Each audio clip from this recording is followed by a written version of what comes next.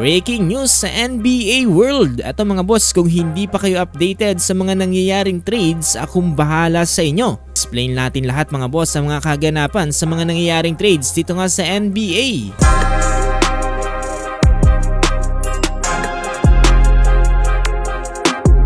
Simulan natin sa pinakamabigat na trade ngayong araw. Eto si Ja Morant, finally na trade na paalis ng Memphis Grizzlies papunta nga dito sa Portland Trail Blazers. Palit ni Jeremy Grant and Chris Murray. Sabi mga boss, no, imagine, yun lang ang kailangan bitawan ng Portland Trail Blazers para nga makuha etong ang NBA All-Star na si Ja Morant. Talagang panalong-panalo etong Portland dito nga sa naging trade na to. Hindi na rin nila kinakailangan pa magbitaw ng ilang draft picks para nga makuha etong si Ja Morant.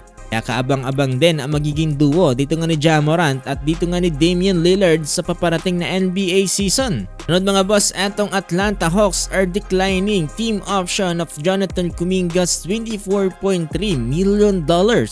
Dahil dyan magiging free agent na etong si Jonathan Kuminga. Kung masyado nang namamahalan etong Atlanta Hawks sa $24.3 million na hinihingi ni Jonathan Kuminga. Dahil sa pag-decline nila nito ay magkakaroon sila ng cap space at gain more flexibility in free agency.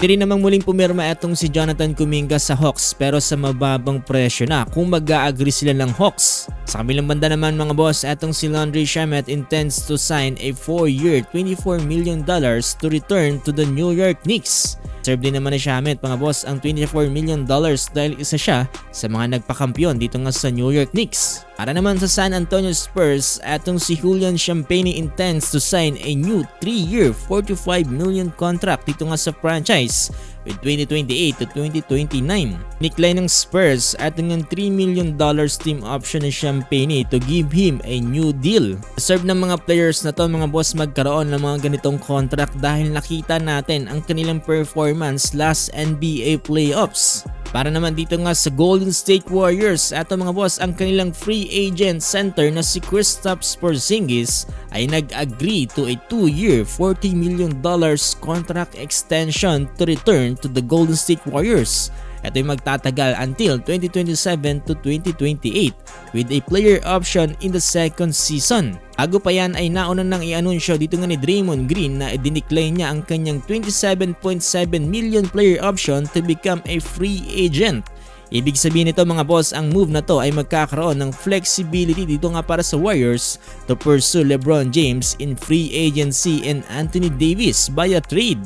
Ano kasi nila Dre at Stephen Curry to form a Big Four dito nga sa Golden State Warriors. Parang one last dance nga nila dito. Let's see mga boss kung matutuloy nga ba ng Golden State Warriors ang pag-pursue dito nga kay LeBron James at Anthony Davis. Siguradong napakasolid yan kung sakaling mangyari. Para naman sa Los Angeles Lakers, dinecline ni Marcus Smart ang kanyang $5.4 million player option and will become a free agent. Kung nakukulangan etong si Marcus Smart dito nga sa binigay na offer sa kanya ng Los Angeles Lakers. At ngayon ay titignan natin kung sino nga bang mga teams na magiging interested sa kanya. Sayang din itong si Marcus Smart mga boss, no, napaka-importante pa naman niya para sa Purple and Gold. Sabay niyan ay nauna nang i-anunsyo ang pagbabalik ni DeAndre Ayton para sa Los Angeles Lakers with $8.1 million player option for the 2026 to 2027 season. No choice si DeAndre Ayton mga boss dahil mukhang wala rin namang mga teams na interested sa kanya dahil sa kanya naging performance last NBA season. So far mukhang wala pang mabigat na move na ginagawa etong Purple and Gold.